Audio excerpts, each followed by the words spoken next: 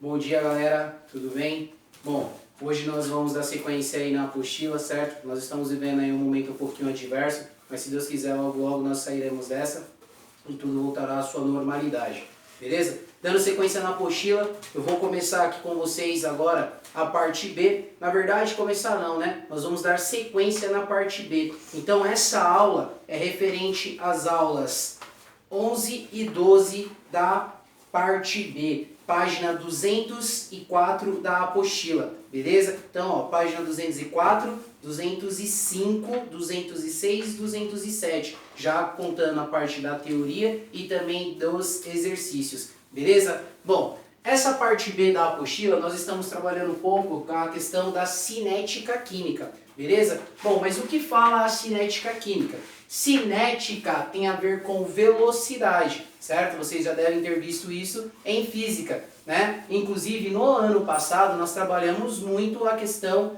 dessa velocidade, tá bom? Só que agora nós vamos trabalhar a questão da velocidade em química, beleza? Então, olha só, a parte de cinética, ela se preocupa com 4 fatores fundamentais. Quais são esses 4 fatores fundamentais na parte da cinética em química, beleza? Ela se preocupa principalmente com a velocidade, uma vez que cinética e velocidade se relacionam, tá bom? Ela também se preocupa com os fatores que podem influenciar, os fatores que influenciam na velocidade dentro da química, beleza? Nos catalisadores e na lei da velocidade. Bom, vamos lá. O que são catalisadores? Nós teremos uma aula todinha só para falar sobre catalisadores, mas já adiantando um pouquinho, catalisadores são reagentes químicos que nós adicionamos, né, em alguma experiência ou em alguma reação e isso interfere na velocidade de reação, tá bom? Bom, para início é o que nós precisamos saber, mas depois nós teremos uma aula só para definirmos melhor essa parte dos catalisadores.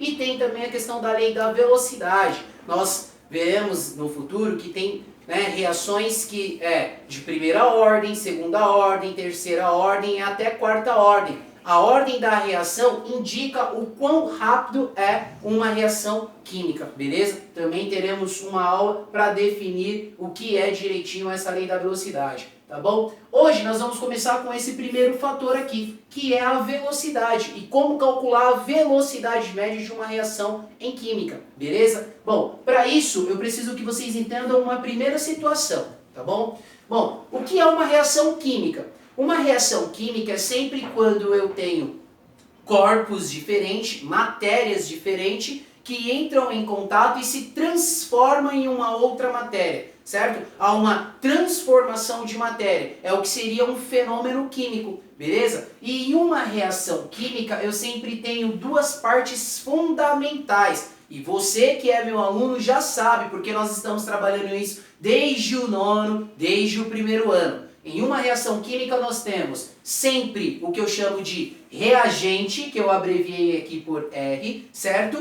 E depois nós temos a formação de um produto, beleza? Então, ó, no início de qualquer reação química nós temos um reagente e após um tempo nós temos o produto. Só que agora nós não estamos mais preocupados só no reagente e no produto. Nós estamos preocupados no tempo que demora, na velocidade que essa reação pode acontecer, tá bom? Então, o que você precisa saber de cara, de imediato?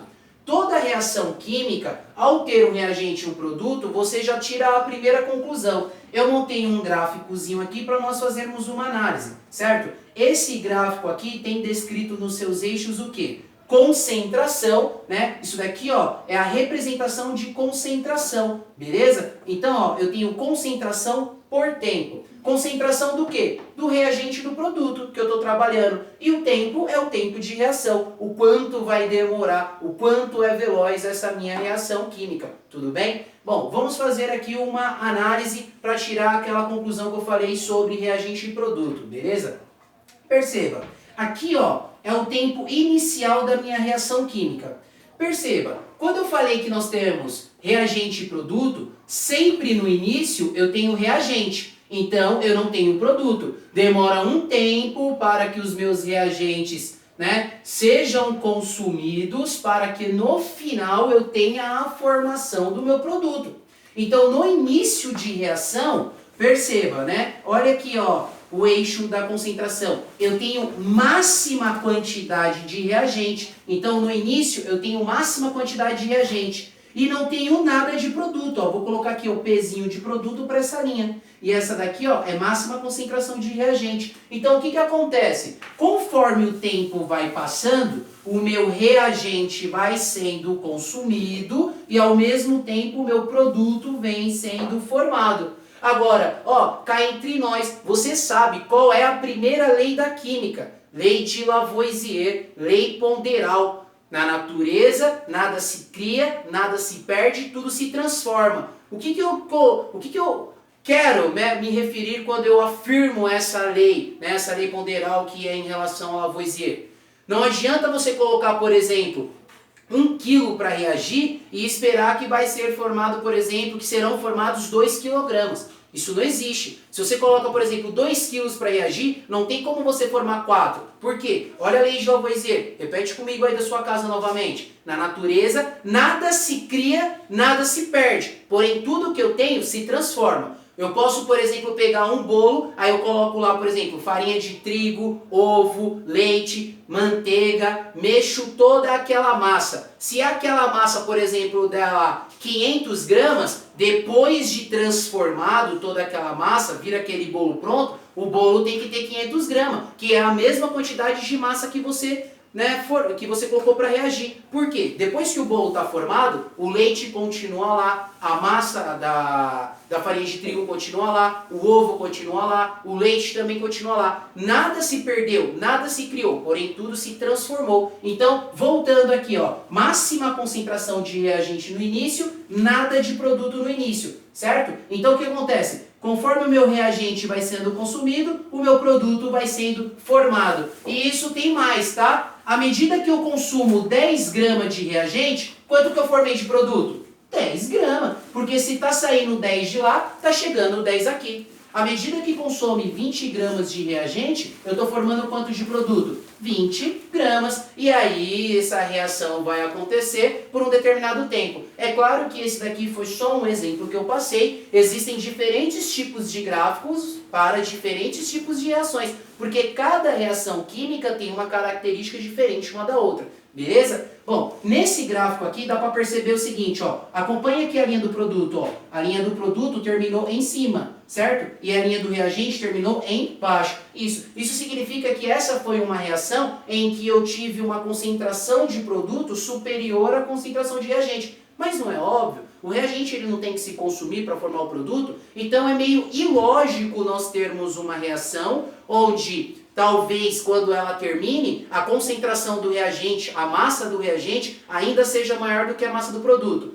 É incomum, porém, olha, não é impossível de acontecer. Sim, vocês já ouviram falar naquelas reações incompletas? Sim, o que é uma reação incompleta? Uma reação incompleta é quando eu coloco, por exemplo, 100 gramas de reagente para reagir e talvez, ele não reaja totalmente. Mas o que vocês têm que entender? O produto ele vai ser formado, mas talvez não seja formado toda aquela quantidade de reagente que você colocou para reagir. Só que aí você tem que entender, vai fugir da lei de Lavoisier. Porque se nós considerarmos a lei de Lavoisier, eu acabei de falar, tudo que eu coloco para reagir, eu tenho que formar no final. Mas aí, em um caso ou outro, pode ser que essa lei ela se exceda um pouquinho. Tudo bem? Mas o normal é sempre a lei de Lavoisier ser cumprida ao pé da letra. Tudo bem? Beleza? Bom, a primeira parte que nós vamos ver aqui agora é a velocidade. Você já sabe que eu tenho reagente, você já sabe que nós teremos a formação do produto, só que eu quero calcular a velocidade com que isso daí vai acontecer, beleza? E como que eu faço para calcular a velocidade?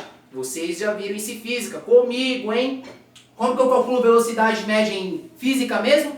Velocidade média é o quê? Variação de espaço por um tempo. Para eu medir a velocidade com que um corpo, um objeto se desloca, eu tenho que ver o espaço, o comprimento que ele percorreu em um determinado tempo. E aí você já sabe essa lógica. Quanto mais espaço ele percorre em um menor tempo, mais veloz esse corpo, esse objeto é, ou essa partícula. Como nós estamos trabalhando com química, é muito comum nós utilizarmos o termo partícula para coisas muito pequenas, não é isso? Só que aí você acabou de ver a seguinte situação. Cara, Em física, nós utilizamos espaço por tempo, é claro, porque tem como nós, por exemplo, pegarmos uma trena, né, ou algum outro instrumento de medida e acompanhar qual foi, por exemplo, o comprimento que essa partícula percorreu. Agora, em química, nós temos o tempo, porque ó, eu posso ir num laboratório, né, e cronometrar lá no relógio, falar, ó, vou colocar essa reação para reagir agora, zera lá o cronômetro do relógio, bom, start, a reação começou. E aí você pode cronometrar o tempo, se demorar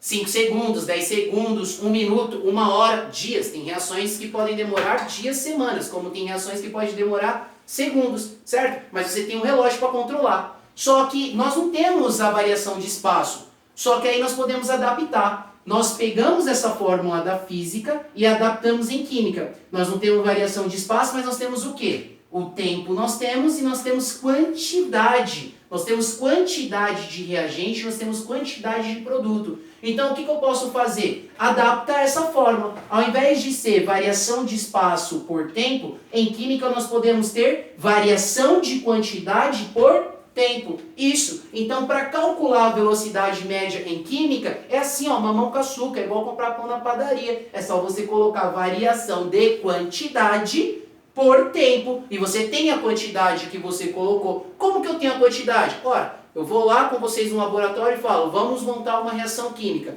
Pega 2 reagentes, vai até a balança, coloca 2 gramas desse, 5 gramas desse, 1 grama desse. Então vocês sempre têm a quantidade que foi colocado para reagir, porque nós temos um instrumento chamado balança para conseguir medir essa grandeza. Beleza? Então, tendo a quantidade, tendo um simples cronômetro, nós conseguimos calcular a velocidade média em química. Só que aí, só para a gente finalizar essa primeira parte, o que é preciso entender, certo? Quando eu estou falando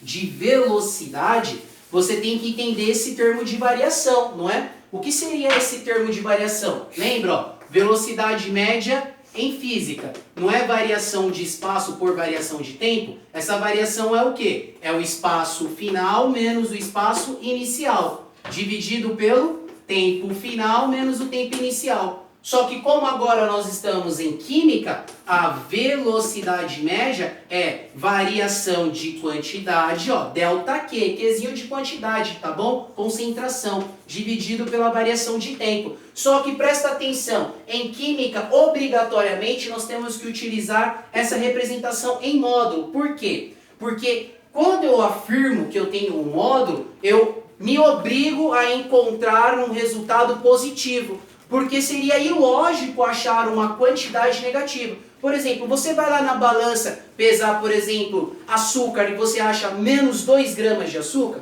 Não existe menos 2 gramas de açúcar. Então, estando em módulo, mesmo que por alguma lógica, por alguma razão matemática, esse resultado pudesse vir a dar negativo, o módulo me obriga a deixar esse resultado positivo, beleza? Então, só finalizando, isso daqui fica o quê? Variação de quantidade é o quê? Quantidade final menos a quantidade inicial, dividido pelo tempo final menos o tempo inicial. Assim, então, nós conseguimos calcular a velocidade média em química.